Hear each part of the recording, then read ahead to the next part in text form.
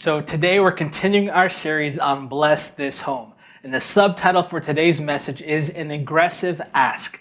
An aggressive ask. Now that might sound a little strange to some or a little counterintuitive to others, but we're going to jump into that in just a moment. Remember, the kingdom of God is counterintuitive to a lot of our natural inclinations, and God does want us to be aggressive. So I first want to talk about three key attributes that are key to every blessing of God, to moving into every blessing of God. So three key attributes, right? And that's going to be kind of what we focus on. All of them have blessings attached to them, but here are the three key attributes. Number one, having faith. Faith is a key attribute. I think we know that. Faith is key. In fact, the scripture here we can look at is Romans 12:3. For I say through the grace given to me to everyone who's among you, not to think of himself more highly than he ought to, but to think soberly, as God has dealt to each one a measure of faith. God has given each of us a measure of faith to be a good steward of, and that's a gift of God that he's given to us. So we need to be a good steward of that faith and operate in it, in that measure of faith.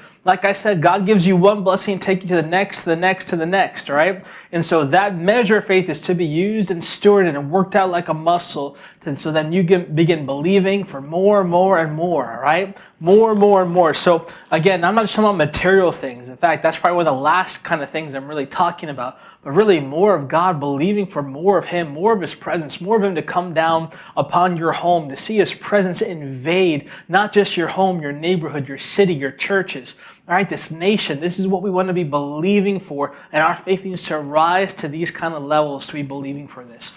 All right, number two, another key attribute to the blessings of God is endurance. Endurance, Hebrews 6:12 says that you do not become sluggish, but imitate those who through faith in patience inherit the promises.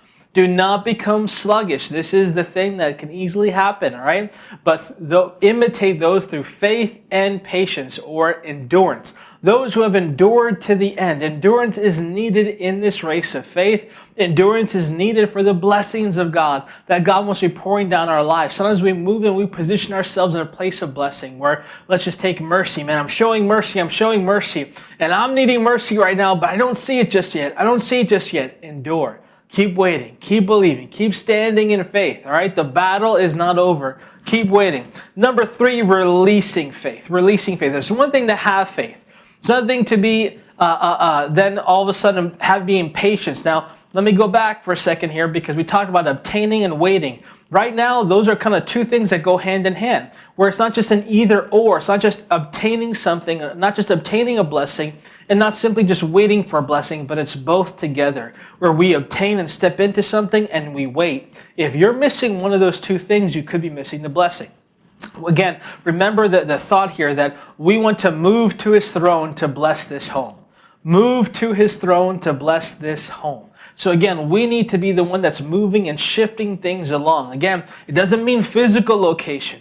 It means this location, moving our heart, moving some of the things that we're doing, moving our actions to come under the blessing of God where God is already pouring down His blessing. So we need to obtain, we need to move and step into that place, and then we wait, but we don't just wait with just like doing nothing, not becoming sluggish, all right? But we do it with an active waiting. An active waiting where we're serving God, we're pursuing God, we're believing God. It's hard to just stand in faith and keep standing in faith. Faith is an aggressive thing. Faith is something that keeps believing when doubt and everything is pressing up against you. When the world is telling you to give up, faith keeps believing. It keeps standing strong, keeps standing in that place. So to have faith is not easy to do. It's not easy to keep having faith. So it is an aggressive attribute to even endure and endure to the end. Now we get to this last attribute here that is key for moving into the blessings of God, and that is, again, communicating or speaking or releasing faith. You know, it was one thing for David to have those 5 stones in the slingshot against Goliath. It was another thing when he actually released that faith, and he actually released that stone and it hit Goliath. So we need to release our faith. And here's a key scripture that I believe is important for us to absorb and get in the realm of faith. 2 Corinthians 4:13 says this, and since we have the same spirit of faith, according to what is written, I believe and therefore I spoke, we also must believe and therefore speak. Or it says we also believe and therefore speak. So this is that call to action for us. We need to believe, right, which is faith. I believe it. I believe God said it. I believe it. I believe it's done in the spiritual realm. I believe it's happening. I believe God's on the move. I believe He's doing this. But then we need to speak that out of our lips. Out of the abundance of your heart, your what speaks? Your mouth speaks. Okay, so God wants us to be releasing our faith as well, and that's a key attribute. So that's a bit aggressive, isn't it? All right? For some of us that are uncomfortable, for some of us that are shy, do I really need to say it? Isn't it enough for me to believe in my heart? That's not exactly what it's saying here, is it? Do you see those in the Bible that just believed quietly in their heart and didn't say anything to anyone about what they were believing for? Not too many. Most of the ones actually said something. Now, you might find a few scriptures to kind of come alongside that. Well, this person, this was in their heart, or this person didn't say any words when they prayed, or you could try to take a few things, but you look at the journey of faith. There's an overwhelming evidence of believing and speaking. Okay, that's the spirit of faith. That's what it does. In fact, when there were some that wasn't speaking faith, sometimes God muted them so they wouldn't even speak because all that was coming out was doubt. Or sometimes God kicked them out of the room because there was too much doubt, and so He kicked them out. So what would be in there would be an atmosphere of faith. See, we want our home. God bless this home. We want an atmosphere of faith in our home. So let's keep going here as we're talking about being aggressive. And so again, we want to measure that obtaining and waiting, where we step into the blessings of God and we're actively waiting. Now, something that has been a motto or mission for a church, and likewise also a vision for a church. And that is this, and I have not said this in some time, but I really want to encourage you. If you are part of Allentown Victory, I want you to get these 3 things down. They're very important. They're integral to who we are. They're integral to our church. I want to encourage you to know this, to memorize this, but also to step into this with us, all right? Because I believe this is an anointing that is in our church and that is upon us. Okay, 3 simple things. You ready? All right. Aggressively loving, aggressively growing, and aggressively going. Okay? Now, we say it aggressively loving, growing, and going to make it very simple. However, I want to make sure that we realize that aggressiveness doesn't stop with just loving. It's aggressively loving, aggressively growing, and aggressively going.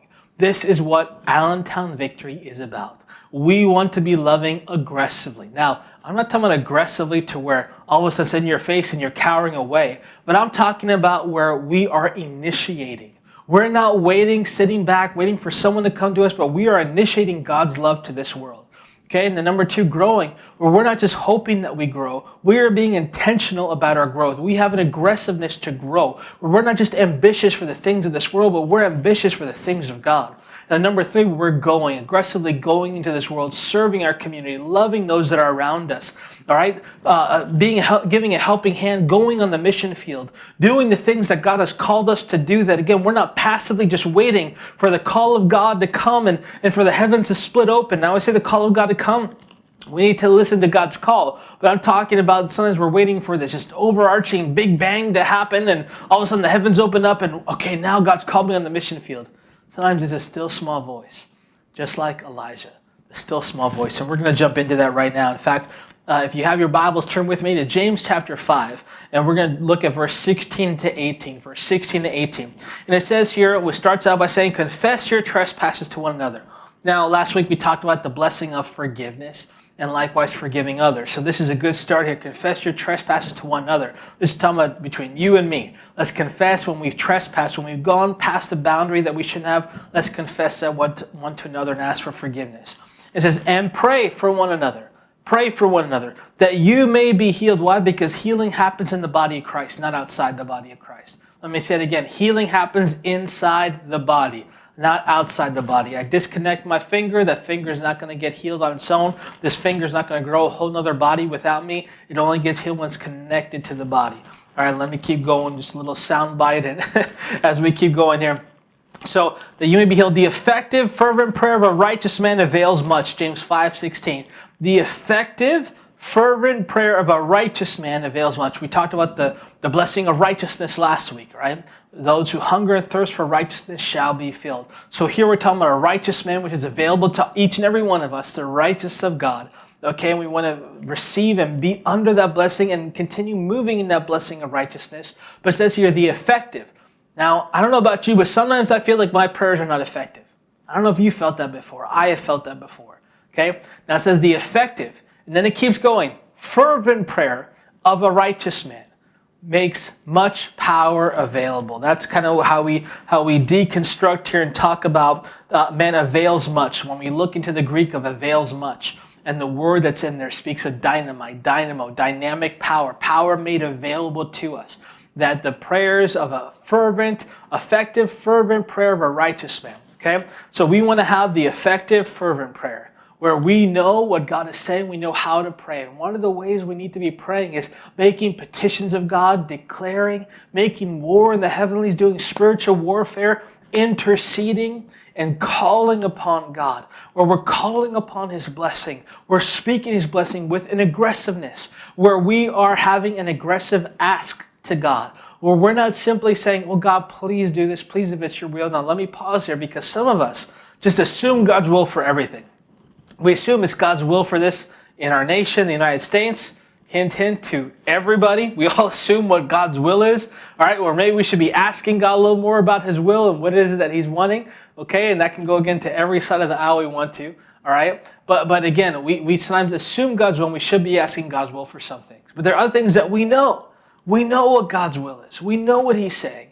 And we need to be able to go to that assurance where all of a sudden we're moving then into the effectiveness where, okay, God, I know what it is you're saying. I know to be believing for this. I know to be calling down for this and being aggressive in our faith. And it says fervent prayer. The word fervent has a denotation of a fiery prayer.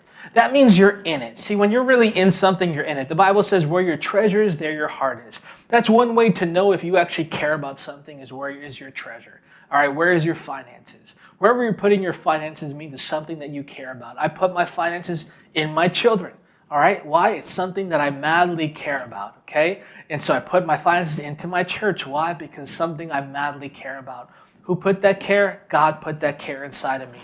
Now, when we're praying about something, do we have a fiery prayer about it? Again, this speaks of aggression. This speaks of having aggressiveness, that I am passionate about what I'm praying about. And I know this is God's will. The effective, fervent prayer of a righteous man avails much, makes much power available. Then we get to verse 17, and it just keeps going. Then talks about Elijah. It says, Elijah was a man with a nature just like ours. Okay, saying that, man, he can sympathize with us. He had the same doubts, the same concerns, just like you and me. A nature like ours. That's what it's referring to here.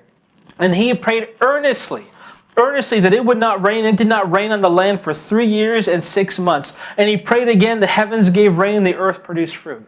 So here, literally, Elijah's prayer caused a drought. It caused a drought, all right, for 3.5 years. And then we come and we look at 1 Kings chapter 18, and we see this. So we see Elijah almost an example of an effectual, fervent prayer of a righteous man. And it talks about how he prayed for the rains to be held up, and it was held up. Look at it, that's powerful. Much power is made available through Elijah. Then it came to a time where it came to Mount Carmel, and there was a testing of, they had 2 bulls where they were sacrificing, and Jezebel and all her prophets of Baal, this false god, was set up on the side. And Elijah set up his sacrifice, said, all right, let's see, whoever God lights a sacrifice on fire is the real God. I mean, it was a showdown, a showdown at the OK Corral. It was like a showdown at that time here where you have Elijah and all these prophets from Baal, and Jezebel, you've probably heard that name before, is on that side, and they're showing down here. And Elijah literally, just like a gunslinger with swagger, starts making fun of them, saying, hey, where's your God? Where's the fire? What's going on? Keep doing your rain dance. What's happening? Nothing's happening yet. And then all of a sudden and so they had a bull, and so did Elijah. And all of a sudden, now the bull was supposedly the sacrifice. And now Elijah, when it comes to Elijah's turn, he's like, all right, guys, are you guys done yet? All right, now here, let's see what our God does. And all of a sudden, Elijah did not just take the bull, but what he did is that he took water. He took tons of water, okay? Now, do you remember what I just said earlier, that Elijah prayed for it to stop? He prayed for the rain to stop, and it stopped for 3.5 years. This is at the end of 3.5 years where there has been a lack of rain. That means there's been drought. There has been a lack of rain. So let me ask you, what was the real sacrifice in that moment? Was it the bull or was it the water? Now, again, let's take it a step further. Do things that are wet burn very easily? Not quite, right? Things that are wet don't burn very good. That's not what typically burns. So here Elijah not only ups the ante saying, look, my God can not only set fire to the sacrifice of the bull, he can also do it while it's soaking wet. And here's what he did, is that he upped the ante, he upped the sacrifice. Like, you know what? I'm going to pursue even harder. I'm going to show my faith in God. I'm going to release my faith on a whole nother level. I'm not just going to believe God can light it on fire, but I'm going to give this sacrifice of precious water. Of precious water, because again, Elijah knew, maybe what not everyone else knew, that he knew that he's the one that prayed to stop that water. And likewise, he knew that he could pray and God would release that water too. But nonetheless, all of a sudden, the water was poured all over the sacrifice and God lit it on fire. God lit it on fire. God wants to light your home on fire. God wants to light your home on fire. He wants your children to be on fire for God. He wants your parents to be on fire for God. He wants your spouse to be on fire for God. God wants to light your home on fire for Him. And we need to pour out that sacrifice to God. Again, do I have to sacrifice? Do I have to give? I thought it was not about works. You're right, it's not about works. But I want more of Him. So I'm going to come to Him. You know, when it talks about the prodigal son ran to the father and the father ran to the prodigal.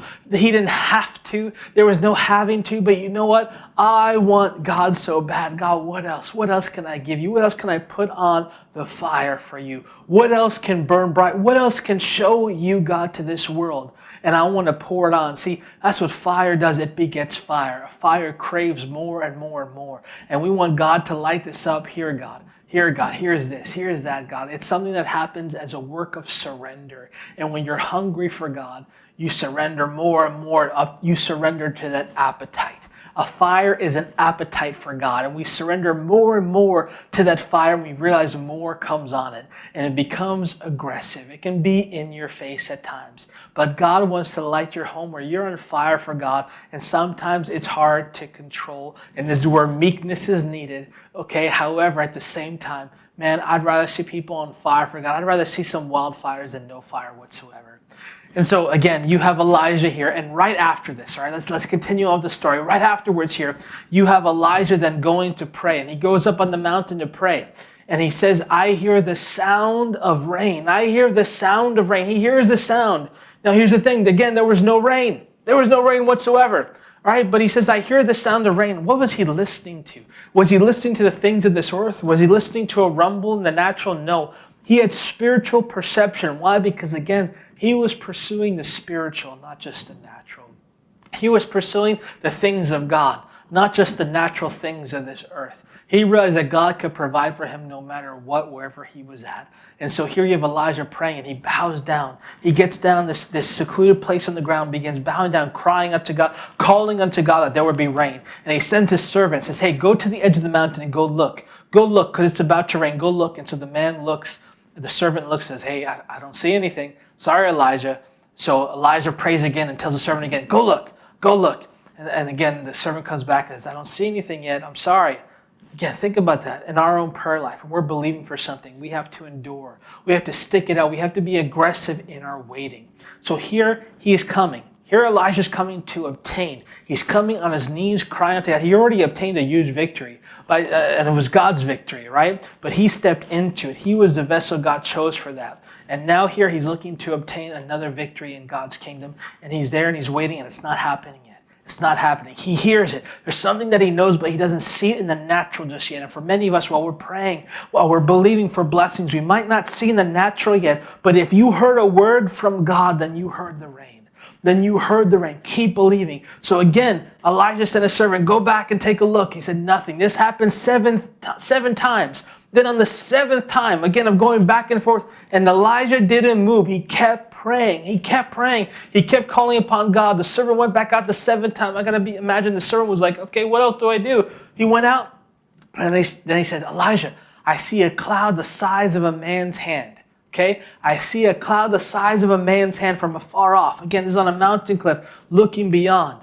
And all of a sudden, all right, he's like, all right, good, let's go. And all of a sudden, said God anointed his feet. We see this again in 1 Kings 18, at the end in verse 46. Then the hand of the Lord came upon Elijah, and he girded up his loins and ran ahead of Ahab to the entrance of Jezreel. So this means that Ahab was going to have, the king at the time was Ahab, and all of a sudden, here he was on a chariot. Ahab was on a chariot, and Elijah, all of a sudden, God put his hand on him to where he had an anointing to run, to pursue, to run. And he outran the guy on the chariot, where God put his hand on. Why? Because the rain was coming, the floods were coming. God was pouring out his blessing once again. Church, I want to encourage you to believe. I want to encourage you to stand in faith, to endure, to keep standing, to obtain, step into that place, move to his throne to bless your home, okay? To bless this home.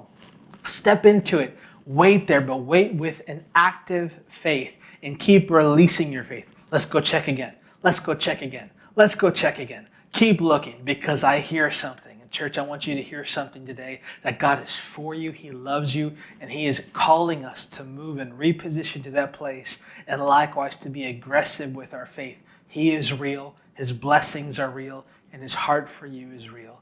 Let's go to a few questions right now, and then I want to encourage you to pray for one another. But I want to speak on one last thing, even on releasing your faith. And that's this, that when we talk about releasing our faith, there's a blessing that we see in the Old Testament where we see this blessing pronounced over children and grandchildren, where you would see parents, and you see this with Jacob, you see this with Abraham, you see them lay hands on their kids and speak blessing over their life. And there was a blessing pronounced upon them. Isaac blessed Jacob over Esau. Jacob blessed his children, spoke blessing over all the tribes of Israel. And so Jacob's name was Israel. He blessed his children, the children of Israel. Okay? And there's blessings that were passed down. And I believe that we have that same mantle and ability to bless our home and speak blessing over our children. And so I want to encourage you to think about that over your family members. Just speak a blessing upon them. Declare a blessing of God. In fact, I want to declare a blessing over you right now. So I want to pray before we get into the questions, and you guys pray. So, Father, I just declare a blessing on each ear and heart that is listening right now. Lord, we call forth your fire upon that which has been dry for years or weeks or decades. Lord, we call forth your fire right now upon each believer, that there would be a fire lit in their hearts for you, Lord God. Lord, the water of your word would wash upon them, that the fire and the burden of the Lord would come upon them, and they would seek you like never before and have a desire for you like never before. So we ask for your fire to come down upon your children, upon those in Allentown Victory and beyond. And there would be a fire that would spread beyond to their city and into the nation, I pray. Whatever nation they are listening to, I pray that blessing upon them and their nation, that you would bless their nation through them. And Lord, likewise, we pray for the reign of your goodness. We pray for your kingdom reign to be upon their households. We speak peace upon the households represented and listening right now. We declare the peace of Almighty God to rest upon the houses, to rest upon the minds and hearts, that as they walk into this season, that they will walk with peace, not with fear, worry, or trepidation, but that your love would surround them and they would be secure in your love, and likewise be able to move forward into you, into your graces. And we thank you, Father, for your goodness. In Jesus' name, amen and amen. Some questions to talk about with your group here. What have you aggressively pursued in your life and obtained? This could be natural, spiritual, whatever. It could be something you are ambitious and you aggressively pursue. So talk about that. Number 2, what blessing do we need to go after and obtain right now? What blessing do we need to go after and obtain right now? Number 3, what blessing do we need to be in active waiting for? So maybe there's something we need to obtain. What do we need to be in active waiting for, where we have already prayed it and we need to keep praying for it? So sometimes we need to be praying for something that we haven't prayed for yet. A lot of times we need to be waiting and keep praying for the things that we're believing for. Number 4, what blessing do you want to see over your family? What are the blessings you want to see in your home? I want you to think about, be intentional. What blessings do you want to see? All right, and pray that. Speak that over your own family. Amen. God bless you. Pray with one another, and I hope you have a wonderful time together in your house church or micro church, as we're beginning to call it now. So God bless. See you next week.